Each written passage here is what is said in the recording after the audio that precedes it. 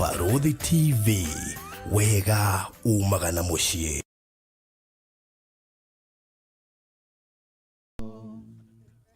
I sing out a love song to Jesus.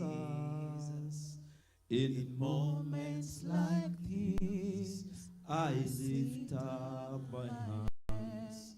I lift up my hands to the Lord, singing, I love you, Lord. Singing, I love you, Lord. Singing, I love you, Lord. What I can say in moments like this. Hiyo ndio wimbo ambao unaweza nikaimba katika nyakati kama hizi. Tafadhali pata mahali pazuri pa kukaa. And I'm privileged to be the last speaker today. Nayo furaha kuwa mhubiri wa mwisho jioni ya leo. And I thank God for the Apostle Subi for seeing that I'm fit to speak service. Namshukuru Bwana kwa sababu ya baba mtume Subi kuona ya kwamba ni hubiri nyakati. Together with the committee that is running this meeting. Pamoja na kamati andalizi ambayo imeandaa mkutano huu. And I have been their intercessor. Na pia mimi nikawa tu nyuma yao na waombea. Hallelujah. Bwana sifiwe. We thank God for one of you. Nashukuru Bwana kwa sababu ya kila mmoja wao. In meetings like this, katika mikutano kama hii, this is where you receive gifts. Hapa ndipo ambapo unapokea karama. This is where you receive revelations. Hapa ndipo ambapo unapokea ufunuo. This is where you receive the third thing, impartations. Hapa ndipo unapokea upachiko. And I'm ready to receive all of them at once. Nami niko tayari nipokee zote tatu pamoja. I thank God for the servants of God. Nashukuru Bwana kwa sababu ya watumishi wa Bwana ambao wametoka dunia kote. And our dear servants from here in our country, Kenya, Isaac. Na pia watumishi wa Bwana hapa Kenya, the man of God, the prophet Manton. Nabii Manton. And the man of God sitting beside you there and behind you. Na mtumishi wa Bwana na wewe na nyuma yako. Hallelujah. Apostle Mwambiri, you can see you there. Apostle Suna, Bishop Hileli, my friend. Hallelujah. Apostle and his wife. Mtume na mke wake. The way Apostle speaks about me, vile baba mtume anaongea kunihusu mimi, I think he should start sitting in the same office with his wife. Ni vizuri aanze kukaa kwa ofisi moja na mke wake. I think that is the impartation he is going to get in this meeting. Hiyo ndio uguso ambao atapokea kutoka kwa shahidi. People think that if you sit with your wife, she'll tell you many stories about what there isn't at home. Watu wanafikiri ukikaa na mke wako atakupa hadithi za shopping. But if you sit with her long enough, that story is gone. Lakini ukikaa na yeye sana, basi hiyo hadithi zabadilika. Amen. Amen. My dear wife, Lucy, is here with us. Please wave to the people. Mama Askofu Lucy yuko pamoja nasi, pungia tu. Apostle Suna was saying my wife should come here, and my wife is telling me, don't listen to Suna. Just tell them I'm here. And our Ebo Shaman PK. God bless you very much. Nagiza, Bishop Ruth, and the servants of God, Karanja, Bishop Karanja, the other men of God and women of God, Apostle Joe. God bless all of you. And I thank God for the opportunity to minister to you this evening. And I'm ready to see the power of God touching you wherever you are. And I like people to smile when I'm preaching. Long ago I used to preach very seriously. Then one day the Lord led me to do a 40-day fast. When I stood up before people, they started laughing. I went to preach in Johannesburg, South Africa.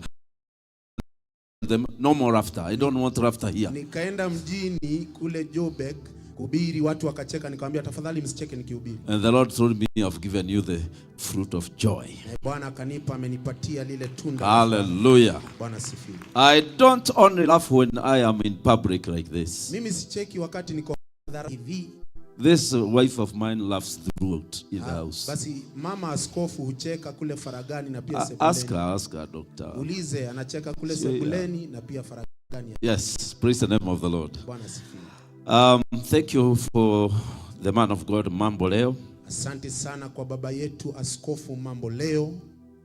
When I was in the loss of my dad, wakati nilikuwa katika tumbo ya baba yangu,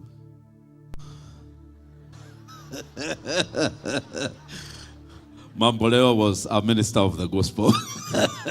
Baba Askofu Mambo Leo alikuwa ananyorosha injili vijijini. That is why sometimes I have nothing to say in front of him. Ndio maana mimi sina la kusema wakati yeye anasema. But by the grace of God, lakini kwa neema ya Mungu, he has made me what I am. Amenifanya kile nilicho. Man of God, Mambo Leo, may God bless you very, very much. Mtu wa Mungu, Baba Askofu Mambo Leo, Mungu akubariki. And we are happy to have you around. Nasi tuna furaha uko pamoja nasi. And may God keep you long time. Mungu akupatie miaka ingine mingi zaidi. Amen.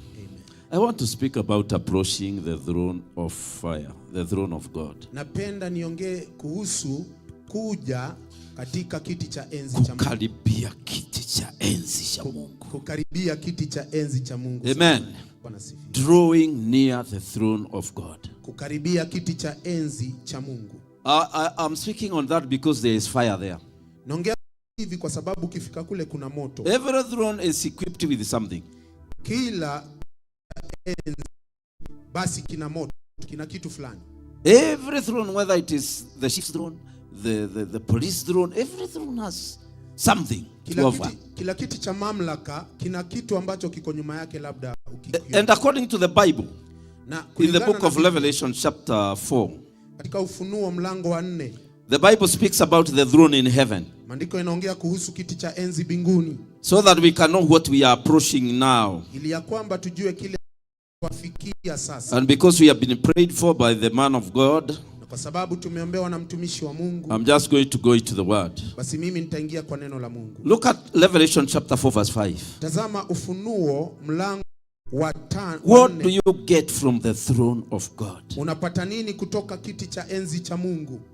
And out of the throne, na katika kile kiti cha enzi, proceedeth lightnings, thunderings and voices. Kunatoka umeme na sauti na ngurumo. And there were 7 lamps na taa 7 za moto of fire burning before the throne, zikiwaka mbele ya kiti kile cha enzi, which are the 7 spirits of God. Basi hizo ndizo roho za Mungu. Amen. Amen. That is the throne in heaven. Hicho ni kiti cha enzi mbinguni. And then you wonder if there is lightning there. Alafu unauliza ama kuna, is it safe? Basi pale kuna usalama kweli? Have you ever seen lightning striking something? Ushawaona radi imepiga mti kaukunja? It does it so perfectly and dries everything. Inanyorosha sawa sawa, pale panakaa tambarare. And God tells us, na Mungu akatuambia, in that throne enzi chake there is lightning. Kuna radi. Who will go there? Ni nani atakaye karibia? And that is why if you have not decided, you can't go there. Ndio maana kama hujakata kauli ukaribii. There is thundering. Kuna basi ngurumo. And you know many people don't like people who thunder. Unajua watu wengi hawapendi watu wanaguruma. They like people who speak softly. Wanapenda watu wanaongea kwa sauti nyororo safi. Amen. Bwana sifiwe. And voices. Pia kuna sauti. Every throne speaks. Kila kiti kinaongea. Years ago, I saw somebody who went to visit our former president who passed away. Miaka mingi nikamwona mtu aliyemtembelea rais aliyestaafu. And this man punished us so much because of just that. Na huyu jamaa alitucharaza sana kwa sababu tu, you just produce a picture here with the president. And then we'll tell him, sir, whatever you want, you just say. Unatoa picha tu ikiwa na rais, mtu anasema basi nimekuruhusu. The voices from that throne. Sauti kutoka kiti kile cha rais. And nobody argued with him. Na basi ikawa pamoja na and he ate our things. alikula vitu vyetu. He ate. Alikula kabisa. From the throne. Kutoka kwa kiti cha enzi. I also had a small throne called the throne of the pastor. Na pia mimi nikawa na kiti changu cha enzi chaitwa kiti cha mchungaji. A brother visited me. Ndugu akanitembelea. And then when he went to the fellowship, he controlled that fellowship in a very Alipofika kwa ushirika akauongoza ukatumbukia and he was telling those people in the fellowship. Alafu akawaambia watu katika ushirika. Do you know the signature of a pastor? Unajua muhuri wa mchungaji? Signature. Aha. Saini. And he would show them because I gave him a small Bible. He would show them my signature. Whose signature is this? Na hii saini ni ya nani? And the man ate free food. Na akala chakula ambacho hakuwa ameandaliwa. He drank free sodas in the shops. Na basi akaoda kutoka kule kwenye. He was using that small Bible I gave him. I think the Gideons. Akatumia ile Biblia kidogo nilimpa ile ya Gideon. Misused my small throne. Alitumia kiti changu vibaya. Hallelujah. Bwana asifiwe. Even the police commissioner has a throne. Na pia yule mkubwa wa polisi ana kiti chake kweli. When some people come from that throne, they will do things to you have never seen. Watu wakitoka pale kumuona wanaweza wakakutendea mambo ukastajabu. Every seat, every throne has power. Kila kiti kina nguvu, kiti chote laka. And when we are talking about kingdom takeover, na tukiongea kuhusu kuchukulia ama kuteka katika ufalme, it cannot be taken by people who have no power. Haiwezi kachukuliwa na watu ambao hawana nguvu. And today heaven will release power upon you. Na leo bingu itaachilia nguvu juu yako. But there is lightning. Lightning. Tell your neighbor there is lightning. Kuna radi, mwambie kuna radi. There is thunder. Kuna mgurumo. There are voices. Kuna sauti. There are 7 lamps of fire. Kuna taa 7 za moto. Burning for the throne. Azo basi zitomeka miaka yote mbele za Spirits of God. Ambao ni roho 7 za Mungu. The 7 spirits of God are better explained in the book of Isaiah. I think chapter 9, chapter 12, you can see them there. Ukisoma Isaiah 9 kule 10 utaona ikiongea kuhusu zile taa 7 za. But today I'm speaking about approaching this throne. Lakini leo naongea kuhusu kukaribia kiti cha enzi. What did the man of God say in the book of Hebrews? Mtu wa Mungu alisema nini kitabu cha Ibrania? To approach the throne even if there is fire. Uko tayari kufika cha enzi japokuwa kuna moto? You can't have fire unless you have gone to the source of fire. Hauwezi ukafikia moto mpaka ufike kwenye chemichemi toa moto.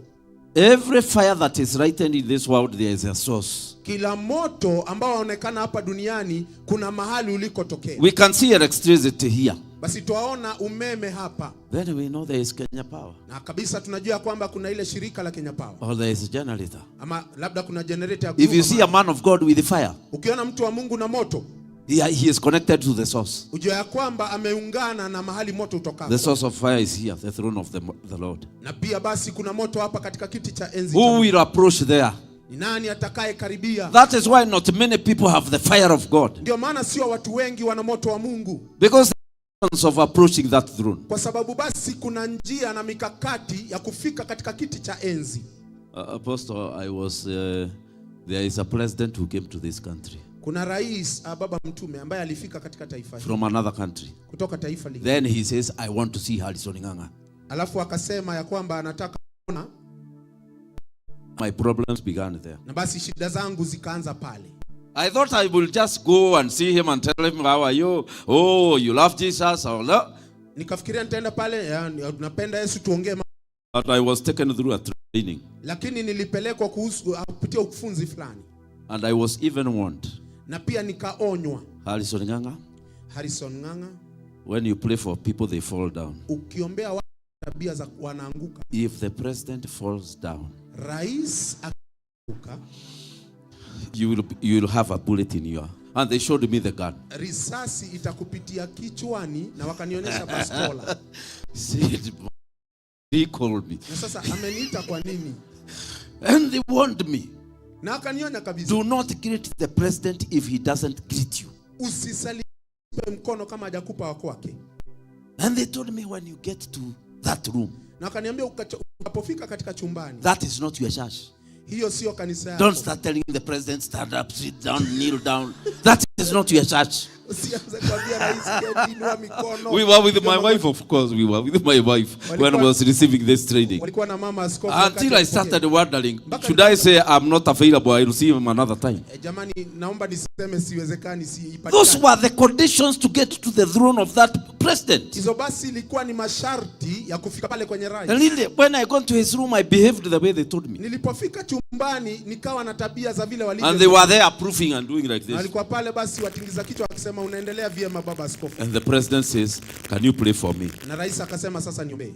I saw them coming nearer. Now I knew I'm done. Wakakaribia. Wakanikaribia. I did not go near that man. Mimi si kwenda karibu na These people are serious. They meant what they were saying. Hawa watu walikunja. I think one of them was not born again. Hata mkuu ameokoka. He even sweared, akaapa, if the president falls down, haki kuka, you will see. Tutakunyorosha. That is another throne. Sasa hizo ni kiti cha enzi cha hapa. What about this one, heavenly? Sasa hiki cha binguni. What are the conditions? Basi ni gani na masharti ni magani? I want to, when I move my heart like this in the spirit realms, there should be lightning, thunders, and everything like the Spirit of God. Nikiinua mkono kunatokea radi na migurumo na sauti toka binguni. What are the conditions of getting to that throne? Sasa fika kwenye. I will read scriptures that speak about the conditions. Nitasoma maandiko mawili ambayo yanatupatia masharti. If you can't fulfill them, kama wewe hauwezi timiza, bye, just sasa warm yourself by the fires with other people. You can't get your own source of fire. Paga virago nenda ukaote moto nyumbani, hautapata moto kama huu. If you don't fulfill these conditions, kama usipotimiza masharti nitakayokuambia, you'll have to rely on fire from other men of God. Basi wewe utakuwa kudandia moto wa wenyewe. You'll have to borrow fire. Utakuwa basi unaombaomba moto wa wengine. And sometimes you'll have to pay. Na wakati mwingine utalipia. We went and told somebody, we want to be touched by that fire. Tukaenda tukaambia mtu tunataka tuguzwe na huo moto. He asked us, what do you have? Uliza mmebeba nini? Because now you can't go to the source. You pay. Kwa sababu uwezi ukafika kule kwenye chemchemi ya ulazi. Ulikuja kupata. We told him we have 2 chicken. Kamwambia tuna And he just touched us like this. Na akatuguza tu na kidole hivi. And the chicken went. Na kuku zikaenda. Ikawa supu. You know, if you don't find your own source of power and fire, then you have to pay for fire. Usipopata chanzo cha moto wako. Hallelujah. Jamani Bwana asifiwe. Hebrews chapter 4 verse 16. Hebrania 4 mstari wa 16. Amen. Amina. Hebrews 4:16. Hebrania 4 mstari wa 16. As you open, there is a fire. Ukifungua kuna mtu wa Mungu alikuwa na moto. He visited me. Alinitembelea. I told him because the fire of God is on you. Nikamwambia kwa sababu umebeba moto juu yako. And me, I don't have much power. Na mimi sina nguvu kiasi. Please anoint these people. Sasa wawekelee hawa watu mikono. Even before I completed the sentence, hata kabla ya kuongea, his head was moving like this. kichwa chake kilikuwa kinasema la hasha. And we asked him with my wife, why won't you give the people this fire anointing you? Kwa nini usiwapatie moto na unao? He told us it cost a lot. You want me to give them free? I will not. Ili nigharimu nipate, mimi sipeani bure. Those are the days I said, God, show me where the fire is. Sasa nikamuuliza Mungu, unionyeshe chanzo zote moto jamani. Hebrews 4:16. Ibrania mlango. Let us therefore come boldly unto the throne of grace. Basi na tukikaribie kiti cha neema kwa ujasiri. Boldness. Ujasiri. Ujasiri wa haki. You will never do many things if you are coward in the spirit. Hauwezi ukafanya mambo fulani kama muoga katika roho.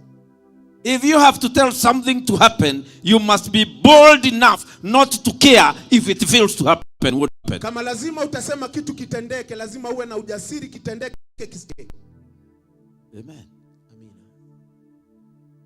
I normally give an example of boldness, what boldness can do in the spirit. Mimi napeana mfano wa ujasiri unaweza ukafanya nini katika roho.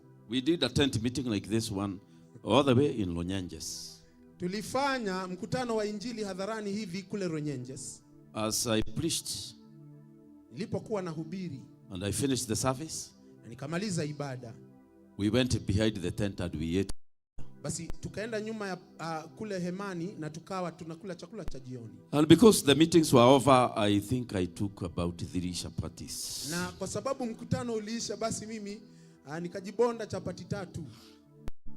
That was mistake number 1. Sasa hiyo ilikuwa ni kosa namba 1. I thought the meeting was over, but it was not over. Nikafikiria kwamba mkutano umeisha, kumbe huko umeisha. I told my wife, now we should go. We should go to where we are staying. Nikamwambia mke wangu, basi twende tukapumzike. Then so cars coming very fast into the tent. Alafu tukaona magari yaendeshwa mbio sana yakituelekea.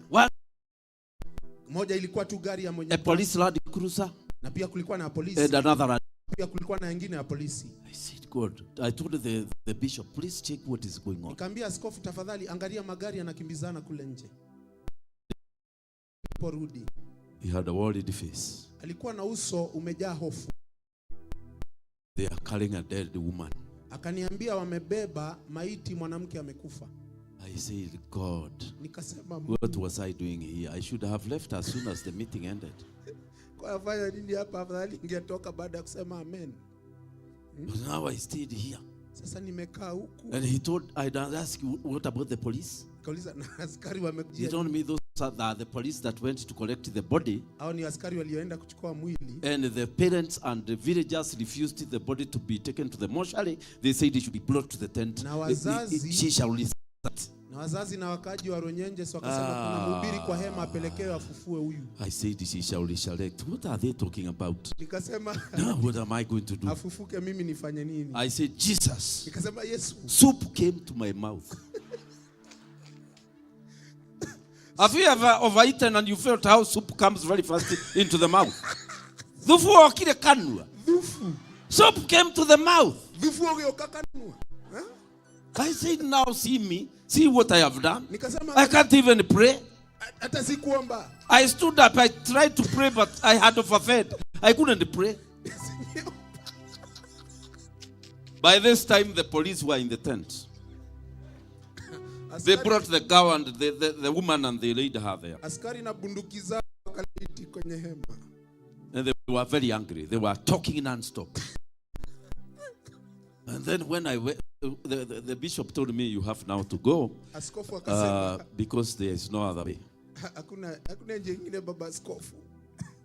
We went, me, my wife, and 2 bishops. And we saw the woman. She was full of mud everywhere. Everywhere she was muddy. Alikuwa na matope kila mahali. And I asked them, what is wrong with, why is she so dirty? Is he interpreting? I asked them, why is she so dirty?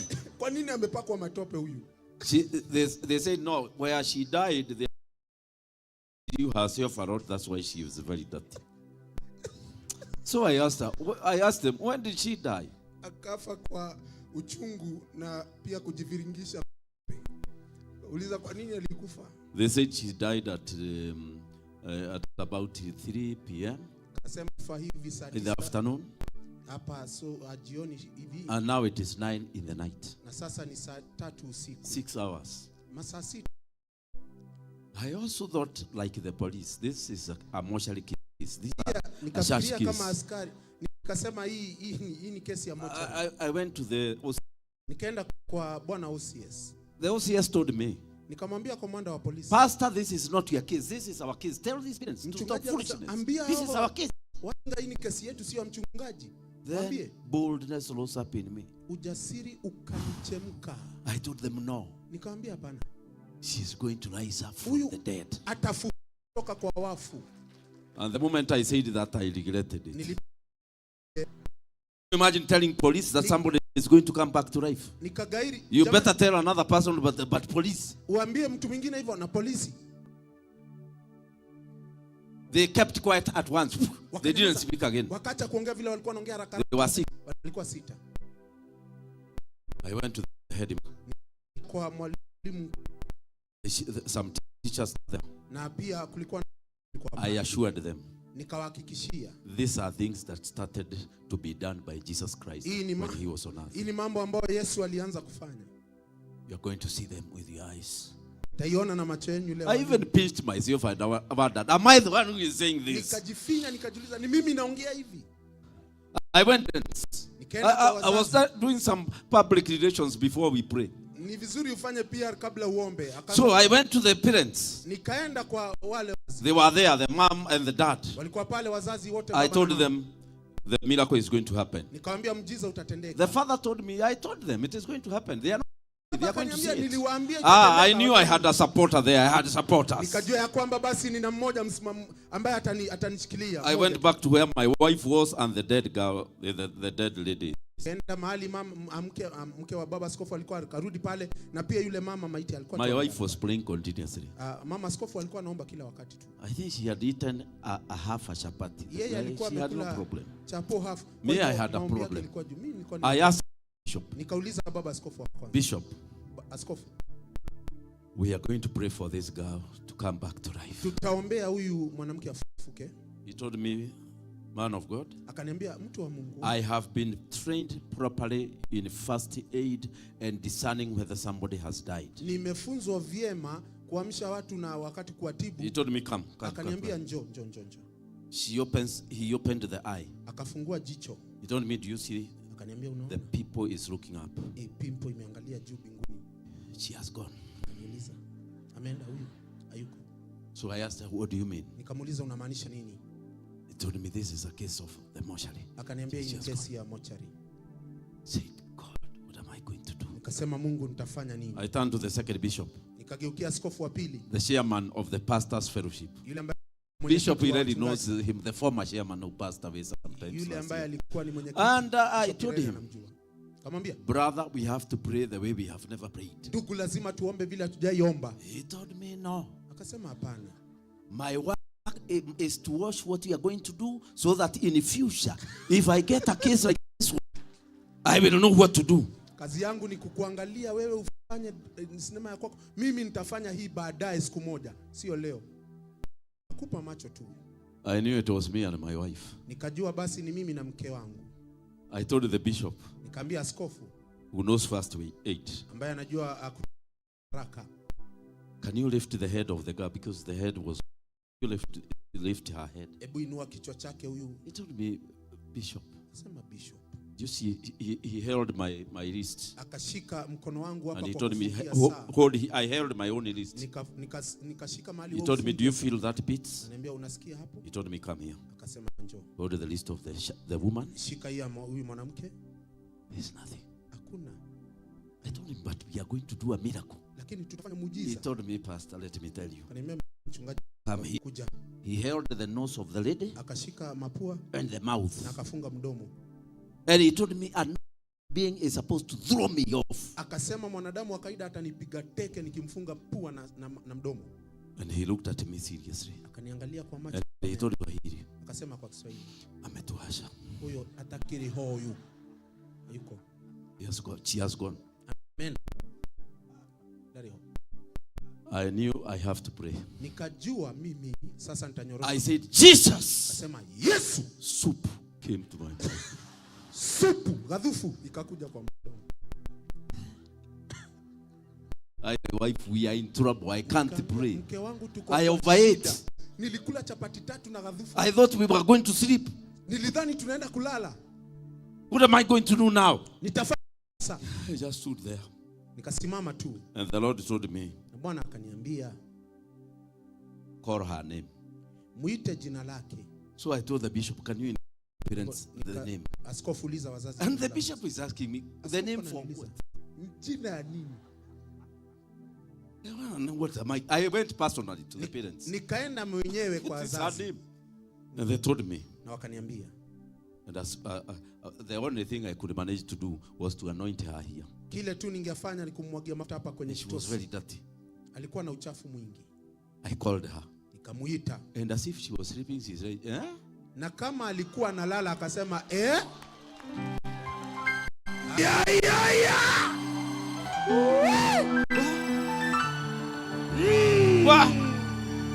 She woke up. Akaketi.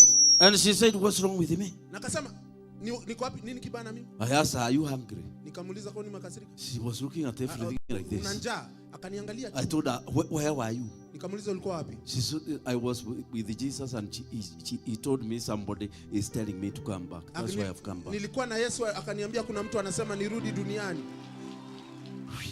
Wow. The rest is history. Basi ingine ni historia. The police saluted Jesus. Polisi wakapigia Yesu saluti mara moja. They even left. They did not even wait for the conclusion of the matter. They left. Hawakungojea tuombe neema. Wakaenda. And these people started dancing. The villagers started dancing louder. Wanakijiji wa Runyenjes wakaanza nyimbo. And we took her to the canteen to eat. Na tukampeleka kule kwenye kioski. That is when I discovered. Hivyo ndivyo nilivyojua. You may have faith. Kwamba unaweza kuwa na imani. You may be a prayer warrior. Unaweza kuwa wewe ni muombaji. You may know how to fast very well. Unaweza kuwa funga saumu. But if you are a coward, lakini kama wewe ni muoga, things will never work. Mambo hayatasonga. Hallelujah. Hallelujah. There comes a time when you have to be bold even if there is nobody who is supporting you. In boldness. Hata kama unapingwa.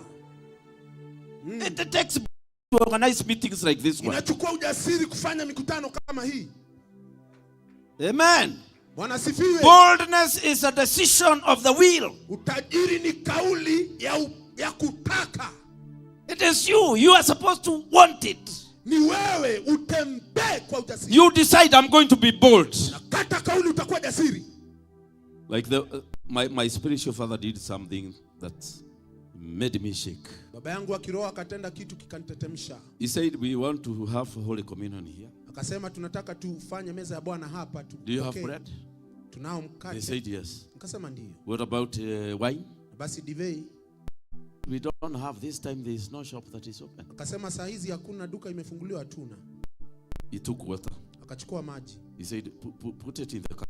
Maweka kwa vikombe. It became red. Hiyo maji kageuka ikawa nyekundu.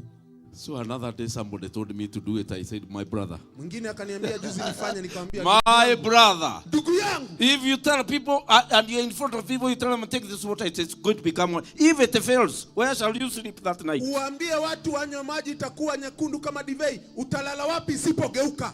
But it takes boldness. Lakini ujasiri mpendwa. You may be praying very well. Sana. You may be fasting very well. Unaweza kuwa unafunga saumu sana. You may doing all things very well. But if you have not addressed your sources of cowardice and fear, you will do nothing. Kama hujapiga chanzo cha uoga wako, hakuna kitu kitasonga. That is why when Moses died, ndio maana wakati Musa alifariki, the only advice God would give Joshua, ile kitu tu Mungu alimwambia Yoshua, no fear, be courageous. Usiogope, pata ujasiri. The righteous are as bold as a lion. Wenye haki wana ujasiri kama simba. Performing a miracle demands boldness. Na kila muujiza unatamani uwe jasiri. Amen. Calling for somebody deaf and say you are going to be, he is going to hear, it's not a joke. Kuita mtu ambaye asikia kiziwi, umwambie atasikia, sio tu kusema, lazima iwe na imani na ujasiri. You may fast 40 days but fail in the test of boldness. Unaweza kuomba siku 40 lakini ikifika kwa ujasiri wewe ni muoga. What prevents people from being bold? Ni nini ambacho kinafanya watu wasio na ujasiri? Habitual sins, repeated sins, dhambi za kujirudia na kuzoea, negativity, self hatred, kuwa mtu wa kujichukia, self criticism, na pia mtu wa kujionea makosa kila wakati, lack of confidence, kukosa ujasiri, you don't like your physical appearance, haupendi vile ambavyo uliumbwa. All this can affect your boldness in the faith. Zote zinaweza fanya ujasiri wako imani. You don't like the shape of your nose, haupendi vile pua lako lilivyo. My brother, ndugu yangu, we were born and we found the nose here. Leave it alone. Tuliumbwa tukapata deal with the issues the way they are. Wachana na mambo ya mapua, wewe shughulikia mambo. Noses are anywhere in the world. Mapua you found yourself with the mouth. Hauwezi ukasema mdomo wako uondoke ukae pengine. Ati ni mkubwa sana. Ati ni mkubwa sana. Your mouth, my mouth, you know, my mouth is too big. Unajua my brother, mdomo wangu ni mviringo. Deal with boldness. Wewe shughulikia mambo ya ujasiri. Boldness. Ujasiri. The ability to say that God is going to come here, and he comes, takes boldness. Uwezo wa kusema mkutano na nafika inachukua ujasiri. To work in certain offices in the kingdom of God demands boldness. Ofisi fulani katika ufalme wa mbinguni itahitaji ujasiri wa kwako. No, you know, some people don't like me. I think I have to go away. Me, I can't go away even if you all don't like me. I have to become bold and fight for the faith. Hallelujah! Ujasiri. The best gifts in the church. Zile karama nzuri zaidi katika kanisa. Sit down there. Zinaketi kule nyuma. Because somebody rose against them. Kwa sababu mwingine aliwainukia. The pastor's wife was not looking at me in a good way. Mke wa mchungaji ikiwa ni wakati wa kunitazama ananiangalia vizuri. Some people don't the church. Watu wengi hawanipendi hapa kanisani. You think we can all rough you? Unafikiria sisi wote Jesus was not roughed by all people. 12 only. Yesu alikuwa na 12 na sio wote walimpenda. 12 people. 12 watu. One of them was planning how to, he was saying, this man, we can get a lot of money if he dies. Mmoja wao alisema huyu akifa tunarithi pesa mingi sana. Do you expect the whole of this choir to like you? Tarajia kwamba hii kwaya yote ikupende? If Jesus was not liked by 12, kama Yesu hakupendwa na wanafunzi 12, who are you that we will like that all of us will like you? Wewe ni nani ufikirie sote? Be bold for your Lord. Stand for your faith. Fight the battle of faith. So to approach the throne of grace, boldness is a requirement. That area of lightning and thunder is not an area for cowards.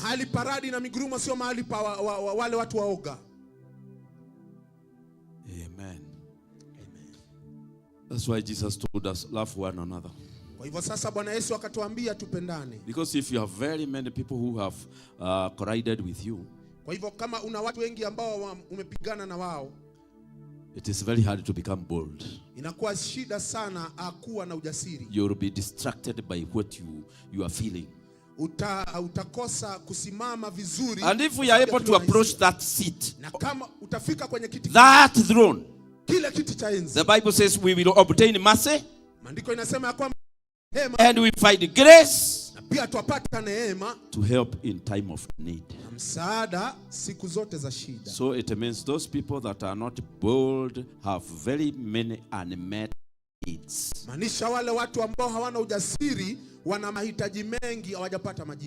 Do you know there is a difference between a need? We can do without wants. I want this, I want this, I want this. They can delay in coming. But needs are requirements. Needs is something that I need. I can't do it. And the way to get my need fulfilled, get help. It is a requirement that I must be bold.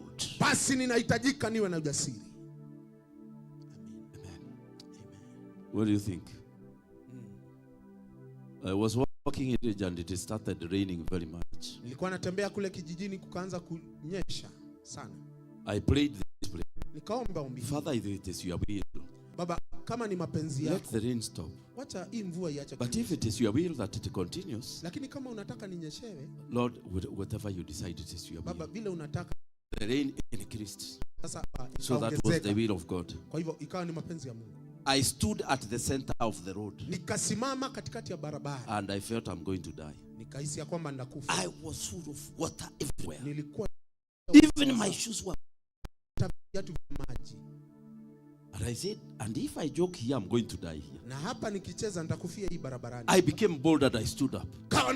I said, I command you crowds, stop bringing rain in the name of Jesus. It was either I deal with them or I die. Do you know there is that moment between saying and seeing the performance? That is where the devil comes. And he asks you, who are you? Wewe ni nani? To command the crowds. Wewe ni nani uambie mvua isinyeshe? But within the next 1 minute, lakini kwa dakika moja iliyofika, it was around ilikuwa mchana, a small window opened. Basi kukafunguka tu dirisha kidogo. And it shined on me. Ikawa inaniangaza. And where it was shining, mahali iliangazia, there was no rain. hapakuwa na mvua. Let me tell you. Acha nikwambie. Of fear.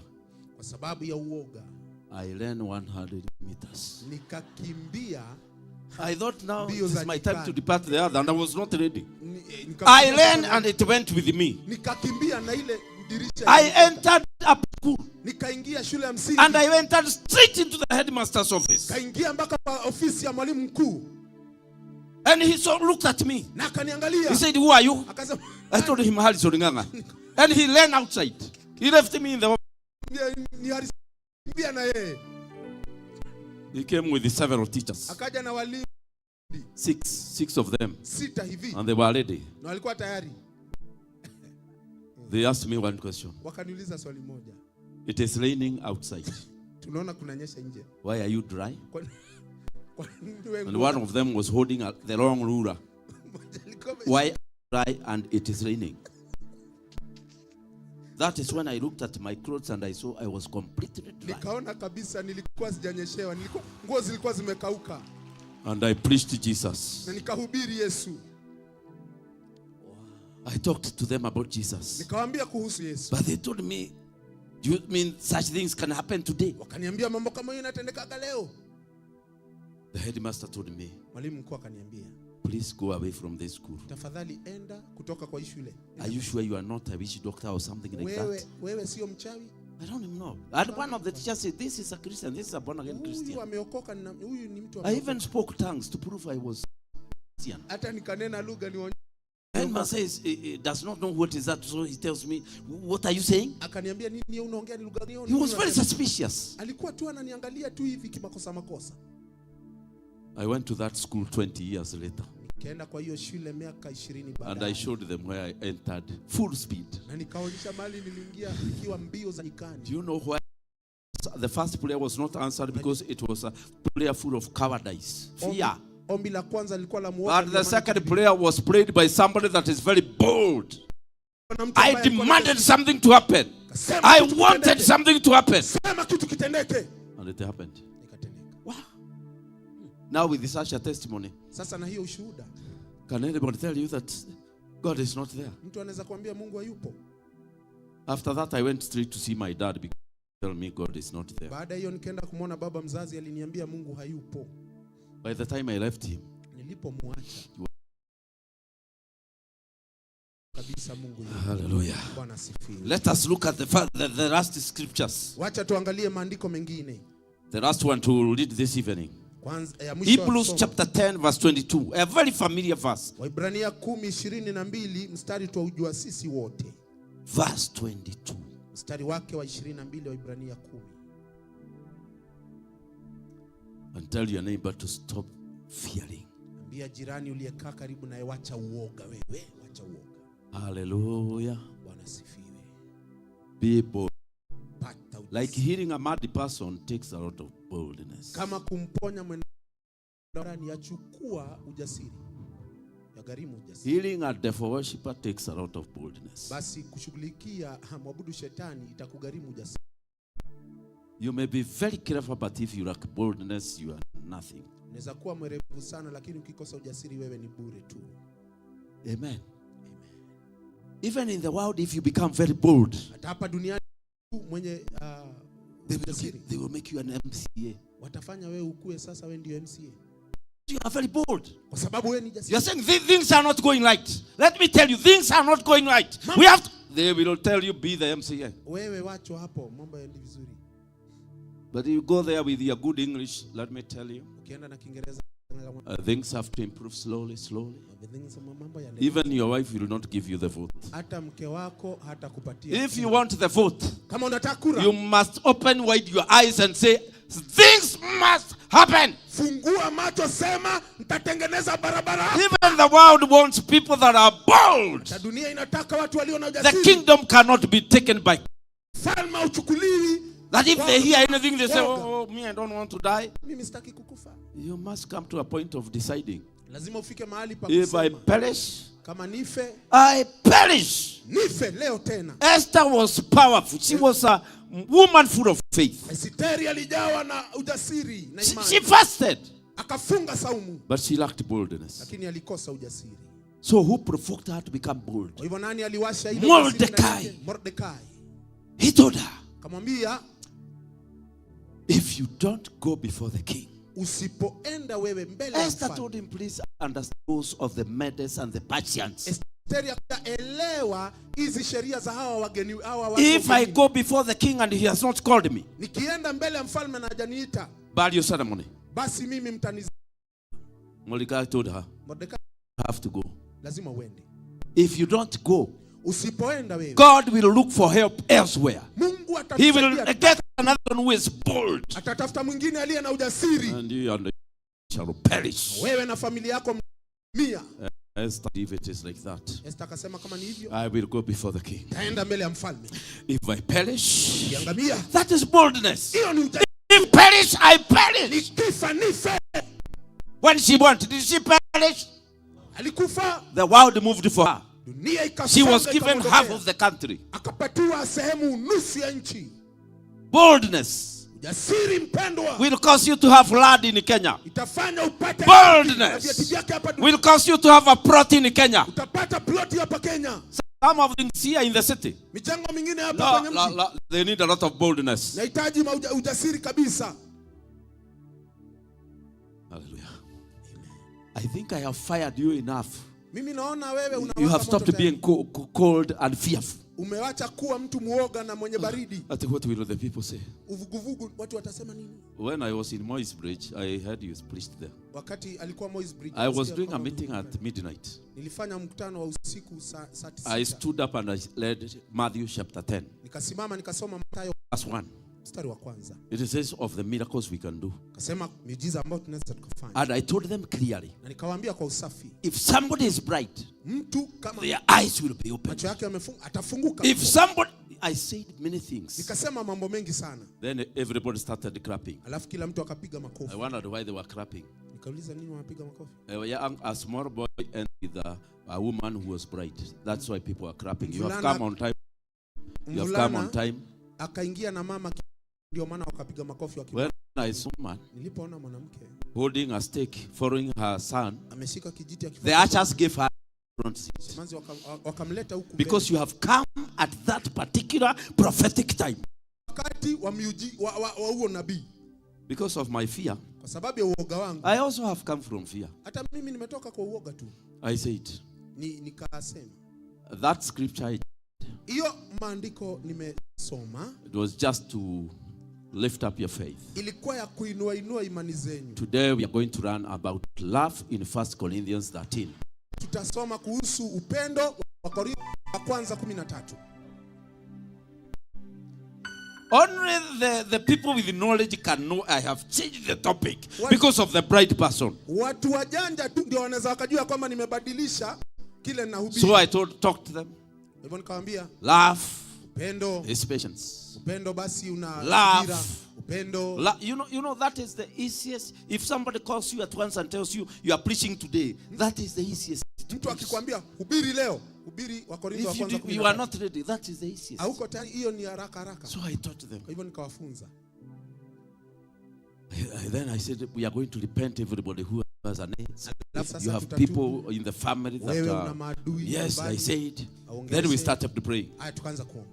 Then somebody screamed. I opened my eyes. And I saw the woman I can see. I back to Matthew chapter 10. I told you. I told you. I told you. Nikarudi kwa Mathayo 10. Nilisema wafungue macho huku. Kaya. I brought the woman here. She told me she is 42 years old.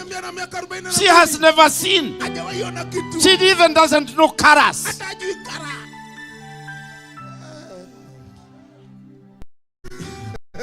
When I went home, I told God, did you see that?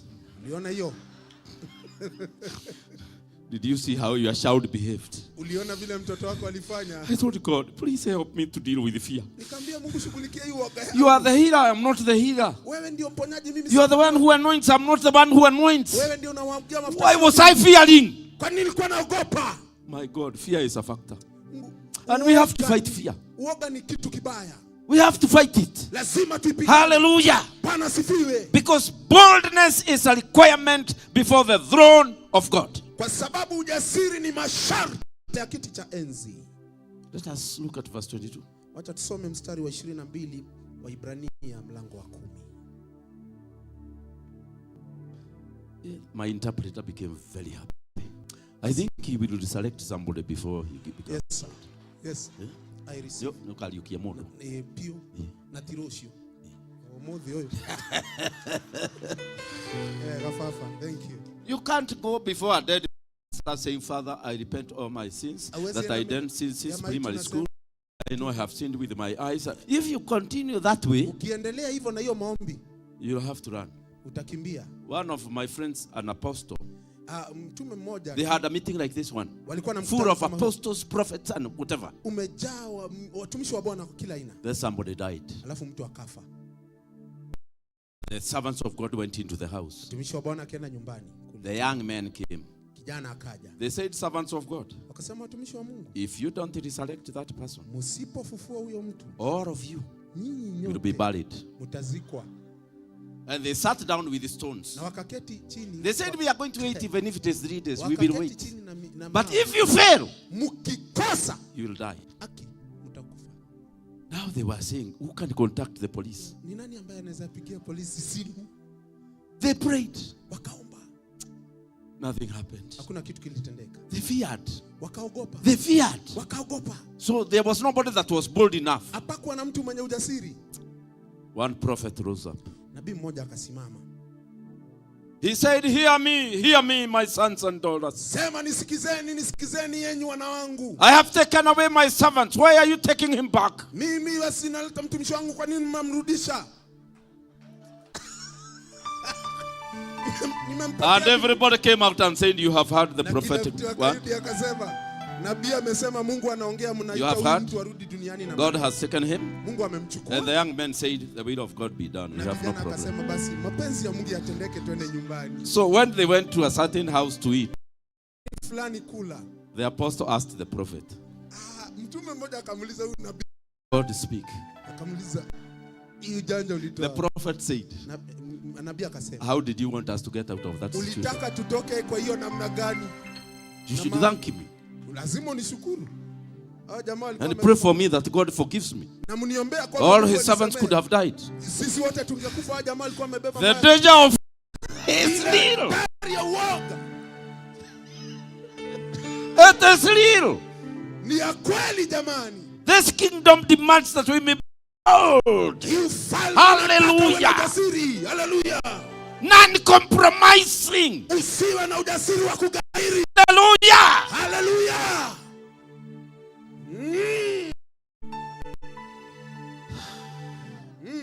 Praise the name of the Lord. Bwana Yesu asifiwe. Miracles, miujiza, they cause a lot of people to turn to God. Inafanya watu wengi warudi kwa Mungu. But they are not done by cowards. Lakini haifanywi na waoga. They are done by people who are bold. Miujiza ni utendakazi wa watu. Hallelujah. Bwana asifiwe. I don't know what I can say. I have ever gone to towns where I am told that only about 40 people attend meetings, people don't come. Nimeenda kwa miji ambao watu 40 tu ndio wanakuja kwa mkutano kama huu. Then I tell God, alafu namwambia Mungu, bring one person with a problem that is known in the village. Leta mtu mmoja ambaye ana shida kijijini hii. And that is what God did in Loitoktok. Hivyo ndivyo Mungu alifanya mjini. He brought one woman that is very famous. Mwanamke mmoja ambaye alijulikana mno. But she is a cripple. She became sick. Akawa mgonjwa. She came into the meeting to listen. Kaja kwa mkutano. And I saw her. And I knew that is the key. Na nikajua kwamba hiyo ni funguo. And as I prayed, na nilipoomba, I saw her waking up. Nikaona akisimama. She walked. Akatembea. The rest is history. Basi historia ni hiyo. We had to look for seats. Tafute viti. Tujaze watu. Everybody from the town came. Kila mtu mjini. She went everywhere showing her body. She went even to the main hospital. She said, look at me, look at me. I'm walking. And the doctors told her, it's unbelievable. How are you walking? She walked and jumped. And brought the doctors to the meeting. My brothers, my sisters, we must stop fearing. God is ready to walk with us. But we must be bold. Amen. Yes, Lord. Bold enough to tell a problem, stop.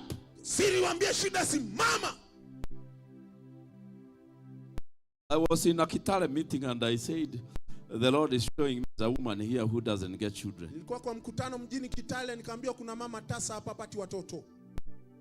We waited. And a woman came. When I wanted to pray for her, she says, I want to talk to you. She told me I don't have a womb. They removed it. And because she was telling me slowly, and nobody else has come, it was very hard to tell her.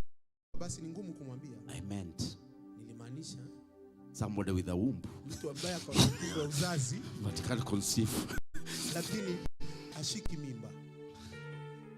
I told God another problem has come. I told people, let's worship, let's worship, let's worship. I told God another problem has come. This one has no womb. And she told me she signed papers and her parents signed that her womb should be removed. Sometimes you get a word of knowledge and you wonder, why did it come? I was not ready for these complications.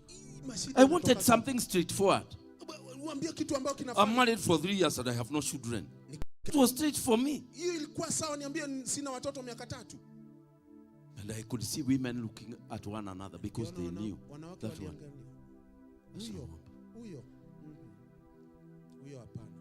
But I prayed for her so boldly.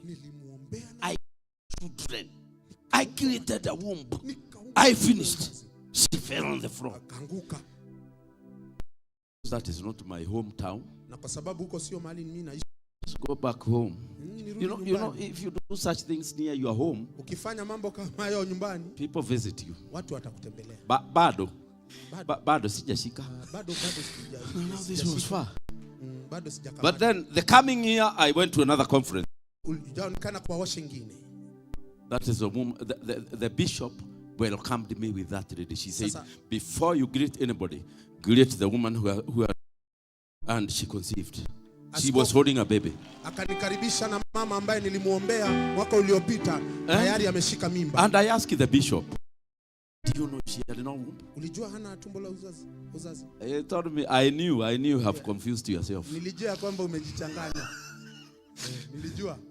And I was even worried you will never come back here.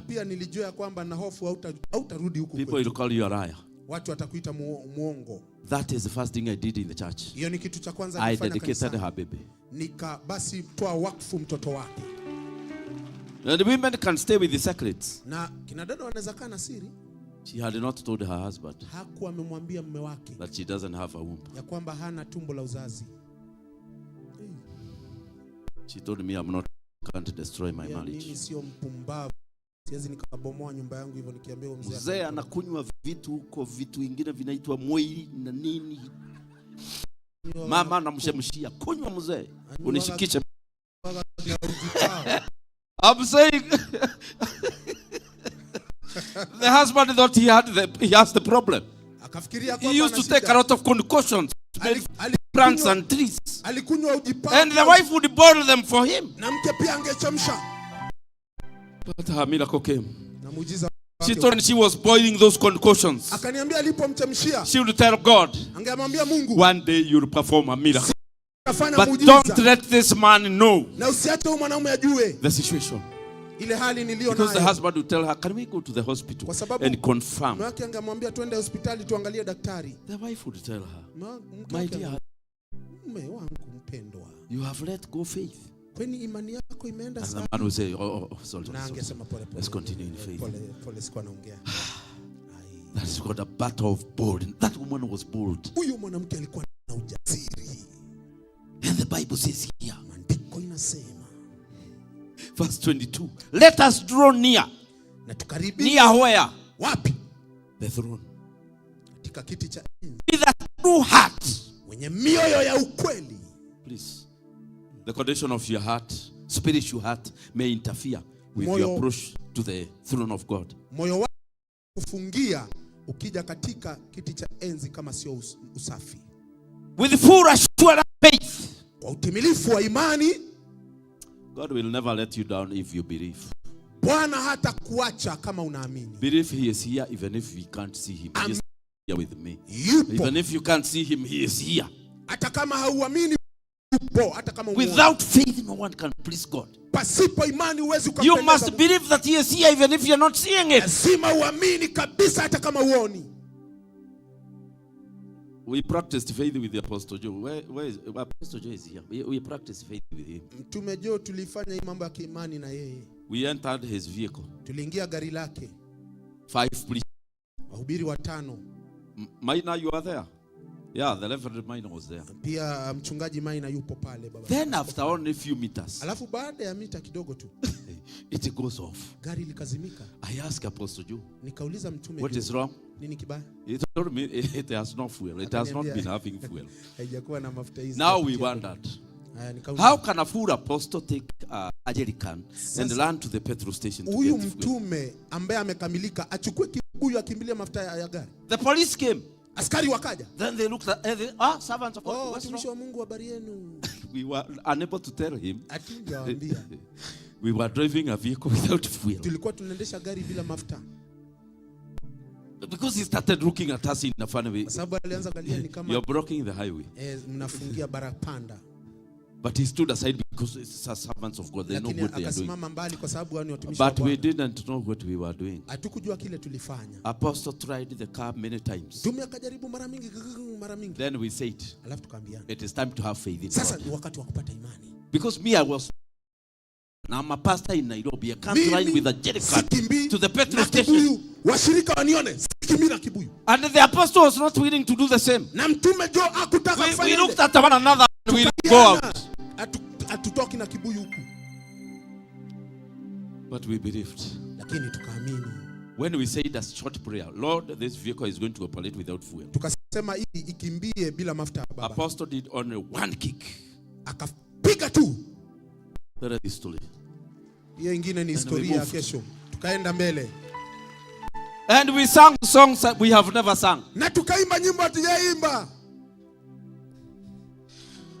Faith is like working automatically. Without faith is like working without automatic. Imani ni kama mfumo wa kiautomatiki, pasipo haitendeki. Amen. If you have something growing in your body today, kama una kitu kina mwili wako leo, it can disappear. Kitatoweka. Even if it is here in the neck, it can disappear. Hata hapa shingoni kinaweza enda. Stop fearing. Wacha kuogopa. Be bold in the faith. Kuwa na imani. Even if you don't run, you can have children. Hata kama hauna watoto unaweza ukapata. Thank you Jesus. And our hearts sprinkled from an evil conscience. Basi mioyo yetu ikanyunyizwa tuache dhamiri mbaya. Conscience. The policeman in your body that you did bad today. You did not talk well. You spoke bad to so and so. You should not have responded that way. That is the internal policeman every body should have. Mungu ameweka ndani yako, lazima akuhukumu tubu. If that policeman is already telling you you are wrong, you can't operate faith. Huwezi ukapata imani kama kila wakati anakuambia umekosea. The brand of Jesus that is sprung close over the conscience. Na huyo askari apeleke kwa damu ya Yesu asafishe. So that when you think things should happen, kisema mambo yatatendeka, you have no iota of fear. Una sehemu hata kidogo ya uoga. Or you say with you, I command these things. Sema mambo yake. Saying, Father, if it doesn't happen, lakini moyoni unasema if it doubt you here, watu what do we think? I don't suffer through God. Kila mtu anasema mimi sijakuwa. If you are two people in one, you call it faith. Kama wewe ni they saying come out, say come out. Moyo wako pia useme. Because there is a voice in the heart. Una sauti mbili, moja moyoni, moja mdomoni. Tumia zote. Listen. That's what faith can do. Hivyo ndivyo imani inaweza. Are you ready to believe? Uko tayari kuamini? Are you ready to approach the throne with the lightning, thunder? Uko tayari kufika kwa fire? Moto, gurumo na radi na moto. The last one says you should wash your body. Na mwisho asema basi tuoshwe miili kwa maji safi. Some people cannot operate boldness and even they don't like water. Watu wengine hawawezi maji. Wapendi. Can you smell your neighbor? Haya jirani. Karibia tu kidogo. And they are saying that God is going to move. Move with who? Mungu and you have refused to wash for 3 days. At it is unanuka. You are a mixture of perfume and sweat. Wewe umechanganyikana na harufu mbalimbali. Hallelujah. The Bible says in the Old Testament. Maandiko yasema katika agano la kale. Anybody that comes here to minister, yeyote ambaye anakuja kuhudumia Mungu, should not wear clothes that will make them sweat. Asivae nguo ambazo zitamtoa jasho. That's what the Bible says. Hivyo ndivyo maandiko inasema. If we have a nose, kama tuna pua, what size is God's nose? Basi pua la Mungu ni if your nose hates bad smell, kama wewe unachukia, even God doesn't like it. Hata Mungu hapendi harufu. He says here, akasema, and our bodies will be pure, na miili yetu yaoshwe na maji safi.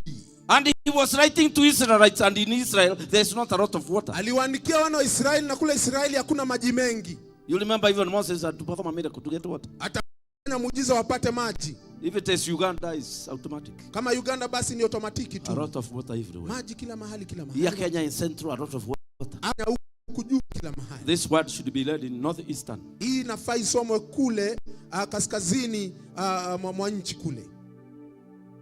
Amen. Bwana sifiwe. Man. Wanaume. Praise the name of the Lord. Madhani ya gosho. When I got married, wakati nilioa, my wife told me, mke wangu akaniambia, are you going to sleep without washing your feet? Utalala bila kuosha hiyo miguu? Shocked. Nikashtuka. Because I was shoes throughout the day. Nilikuwa nimevaa viatu na socks. And I told her so. Nikamwambia, why?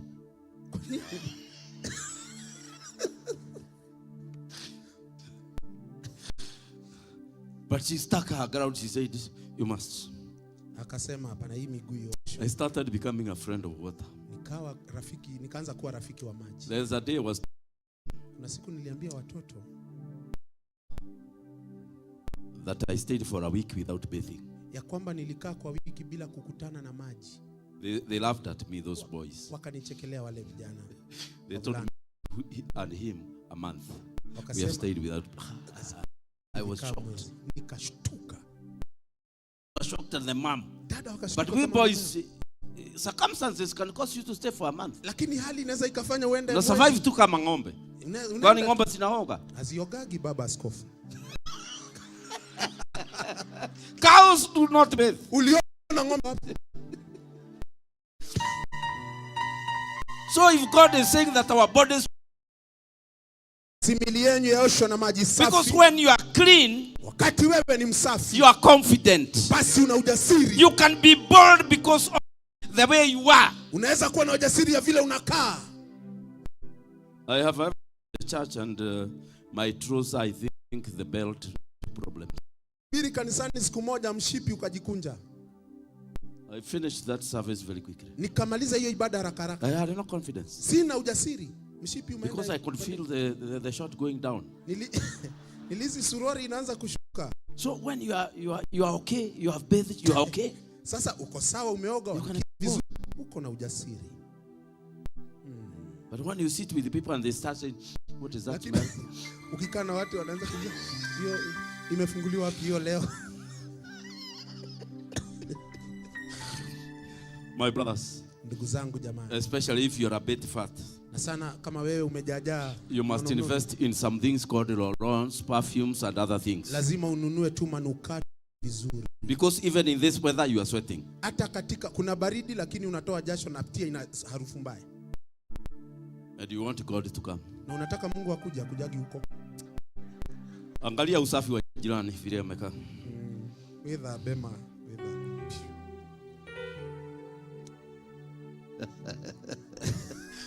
I want to give you an example as I conclude. Nataka nikupe mfano nikimalizia. Because I went to a church. Kwa sababu nilienda kanisani. And the pastor told me there is one problem in this church. Na mchungaji akaniambia kuna shida moja nimeona na After a very powerful worship. Baada ya ibada iliyo nguvu. When I stand there at the pulpit to preach. Nikisimama kwa madhabahu nianze mahubiri. The air becomes very dry. Sasa kuna kauka. And I told him now, and you have not prayed to God, what is that? Nikamwambia kwani hujauliza Mungu nini hiyo? He told me, I don't know even when I call a visiting preacher. They normally tell you there is something in your altar. It is too dry. Tu kwa madhabahu yako ukienda kuhubiri kumekauka. The first day I did that. Siku ya kwanza nikafanya vile. It was very dry. Kulikuwa kumekauka mno. And as I continued to speak the words of God, but they were refusing my mouth. Kunena neno la Bwana likatoka kataa kutoka mdomoni. I sensed the smell at the altar. Nikaanza kusikia kuna harufu fulani kwenye madhabahu. It was smell of very strong sweat. Kulikuwa kuna nukia jasho nono. The praise team in that ibada ikiongozwa na wenye sifa katika ibada. They liked dancing very much. Nenda kucheza sana. So I could feel it here. Kwa hivyo nilikuwa nahisi hapa. So I decided them without the other people knowing. Pasipo wengine kujua nikawaongelesha. I told them. Nikawaambia. Why do we have the smell of sweat at the altar? Kwa nini mkitoka pale kunanuka jasho hivyo? One of them told me, we come to the church very early. Tunakujaga kanisani mapema. Supposed to be here by 5 because the fast begins very early. Tuwe hapa saa 10 so that we can practice. Asubuhi ili ya kwamba so we all agreed kwa hivyo sote tukaamua that we should bathe last night, not in the morning. Ya kwamba tuoge jana usiku, sio Jumapili asubuhi. I knew the problem. Kujua hiyo ndio shida sasa. Pastor, nikamwambia mchungaji, give the priest team vehicles to go home and then come back in the afternoon. Baada ya mazoezi ya 11 asubuhi waende nyumbani warudi. I told him wakaoge. Nothing. Let them go. Wacha waende waoge. That is how we got the breakthrough in that church. Hivyo ndivyo kuliacha kukauka wakati wa mahubiri. God has a nose. Mungu anapua. You can't smell the way you like and you say Jesus, you don't care. He cares a nose. Hawezi ukanukia kama shida alafu unasema Yesu aende kule, ataenda, hataenda, anataka uoge. Na wewe unaona hata mimi naona ni hivyo. Na wewe hivyo. Apostle. Hivyo. Isn't it that way? Hivyo kabisa. Boldness, cleanliness, purity. I hope you'll never forget. Na pia usafi. The Lord wants to prepare us out here. Sasa Bwana anataka kututembelea. And everybody that is here, na kila mtu hapa, that God is going to use, ambaye Mungu atatumia, God will visit them. Mungu atawa. Are you ready for the visitation? Uko tayari kwa utembezi? Then keep your books now. Basi funga begi yako, funga Biblia. Speak in tongues, speak in tongues, speak in the spirit, speak in the spirit. Speak in the spirit. Speak in the spirit, speak in the spirit. Create boldness in you. Especially when you're speaking in tongues, boldness in you. Simama nena kwa lugha. Ragada ukiwa na ujasiri. There is nothing impossible with God. Hakuna kitu hakiwezekani na Bwana. Let's him, speak to him. Invite the presence of the Holy Spirit into this place again.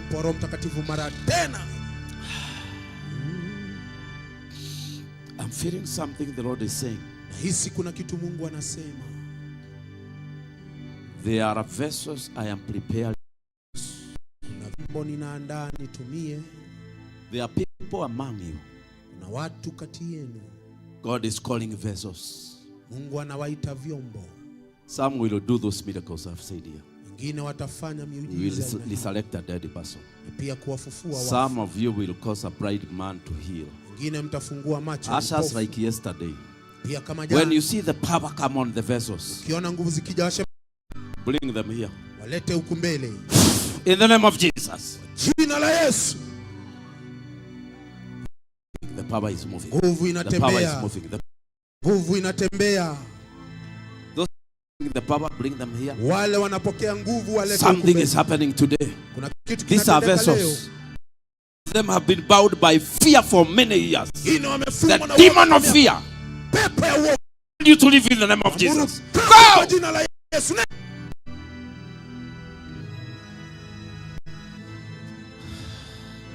Everybody pray, everybody pray. The Kila mtu omba popote ulipo. power of God is moving. Nguvu ya Bwana inatembea. The power to perform miracles is here. Nguvu ya The kufanya miujiza. performance of wonders is here. Nguvu ya kufanya miujiza. The Lord is visiting his people. Bwana anatembelea watu. Power has come down. Nguvu imeshuka. The power has come down. Nguvu imeshuka.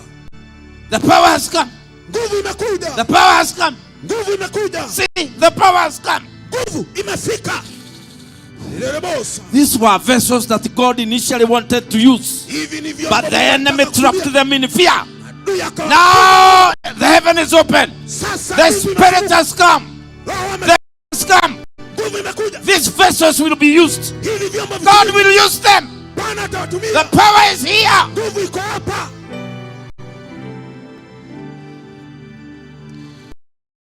Jesus, anoint, reveal.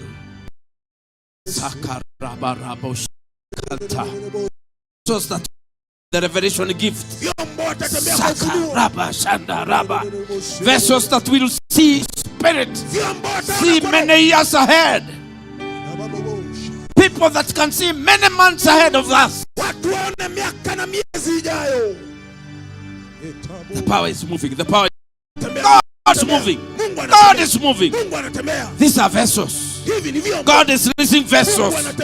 Receive the power in the name of Jesus. Receive the touch in the name of Jesus. Touch. There they are. There they are. There they are. There they are. There they are. There they are.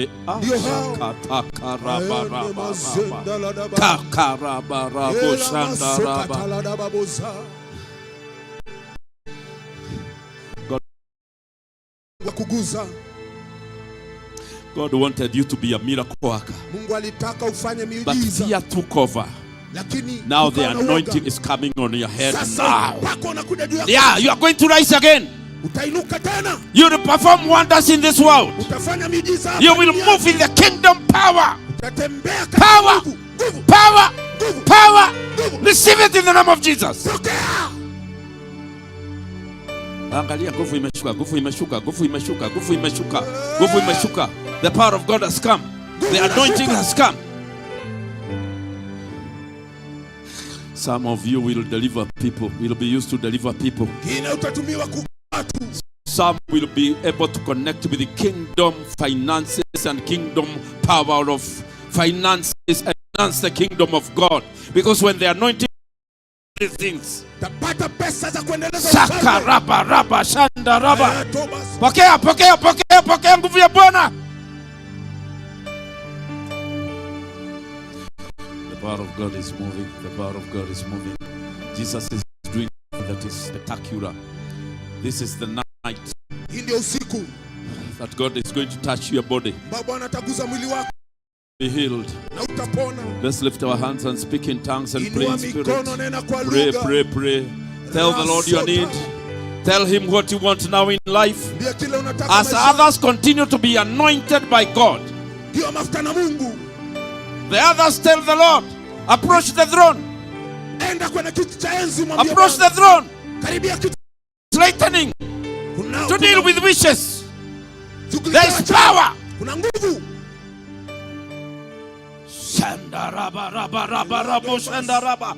The power of God is moving here. Jesus is moving in a spectacular way.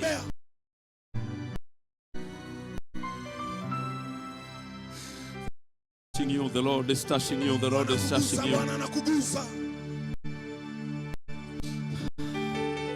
The Lord is moving. People are getting filled with the Holy Spirit. Power is moving. Grace is moving. The power of God. It is not that it's mercy. He told us to always say, we are unprofitable servants. You have done your duty. The Lord is touching intercessors. Initially, God wanted you to Mbele Bwana alitaka uwe muombezi. But you are fought by demons and powers of fear. Pigwa na nguvu za giza. Fear of being fought. Fear of facing demons. But the Lord is calling you a vessel. Vessels don't fear the fire. If you have a vessel in your house, it will never fear the fire of the gas cooker.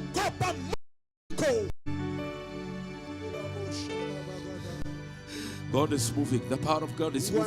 Some of you are being anointed to go into international countries and manifest Jesus and manifest His power. That's why the power is coming on you, because God will send you to other countries, and you need boldness and power. You need power and boldness.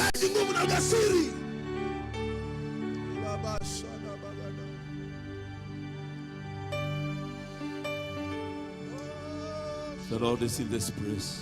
The Lord is here.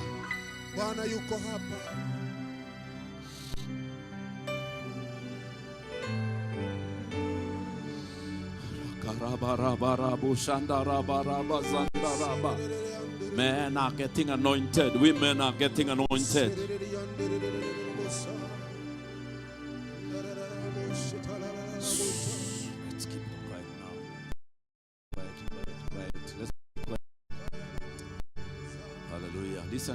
Listen now.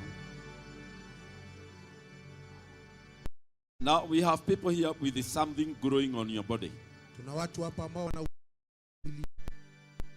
We have people here who are very sick. They are feeling a lot of pain in their body.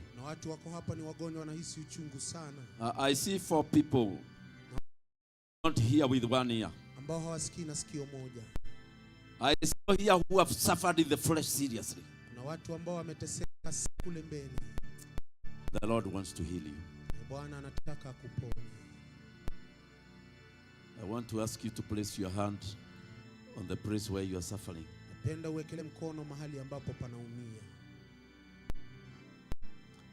the next few minutes, the growth will disappear.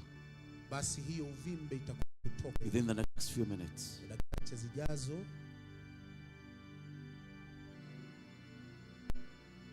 the healing power of God will go through your body. And the Lord shall heal you.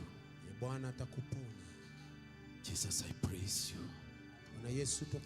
Father, we adore you. You are the one that heals people. And we pray, you said if we ask anything, it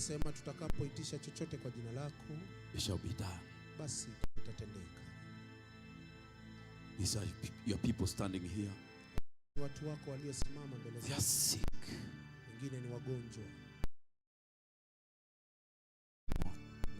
Holding the bodies of the people captive. Depart in the name of Jesus. I command every growth, every infirmity, every oppression, in the name of Jesus.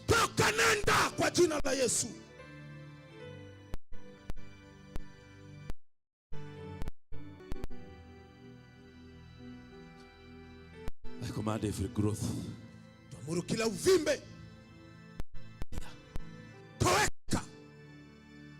I command the deaf ear to open.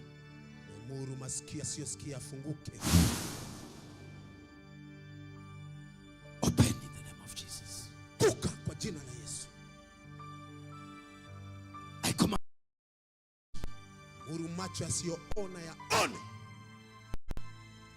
in the name of Jesus.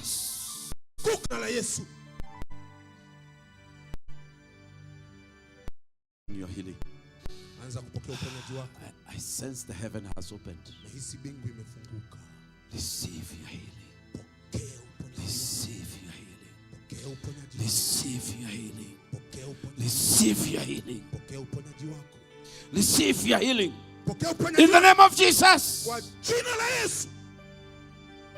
Let the legs be healed. Let the backbone be healed. naomba upone. That asthma, I command it, depart in the name of Jesus. Toka kwa jina la Yesu. That headache that has gone on for a long time, Umeona kichwa miaka mingi. stop in the name of Jesus. Wacha kwa jina la Yesu. Receive the healing power. Pokea uponyaji na nguvu zake. In the name of Jesus. Kwa jina la Yesu. And Jesus breathed on them. Yesu akawapumzia. And he said, receive ye the Holy Spirit. Akasema pokeeni enyi Roho Mtakatifu. Receive it. Pokea. Receive the touch of God. Pokea Roho Mtakatifu.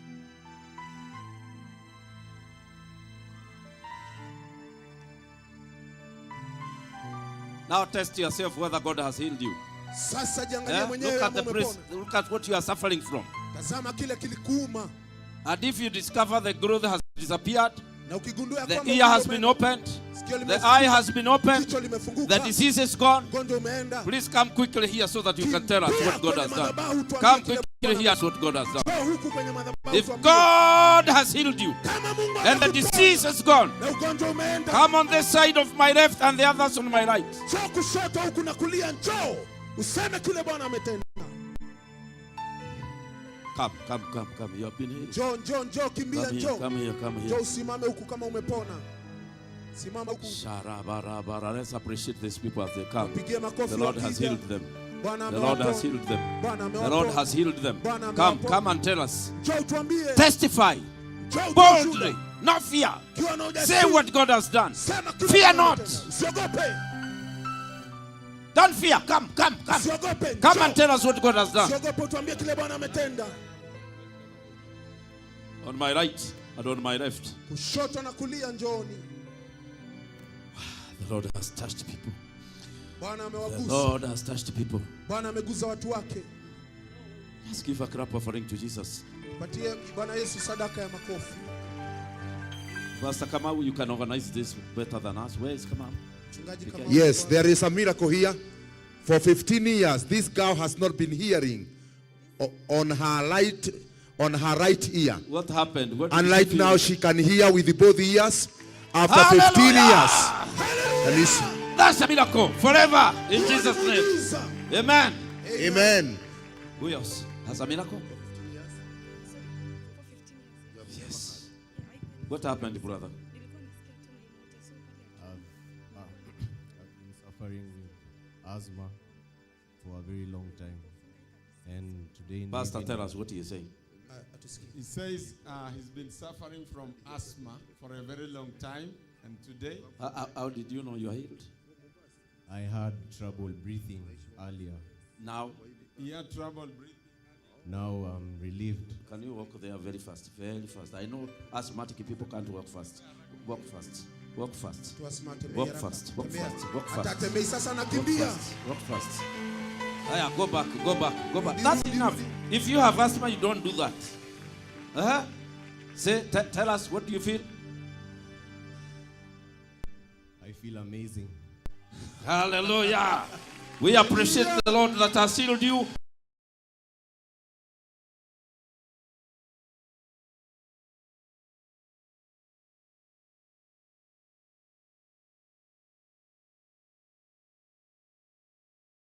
You have to be. Mwambie.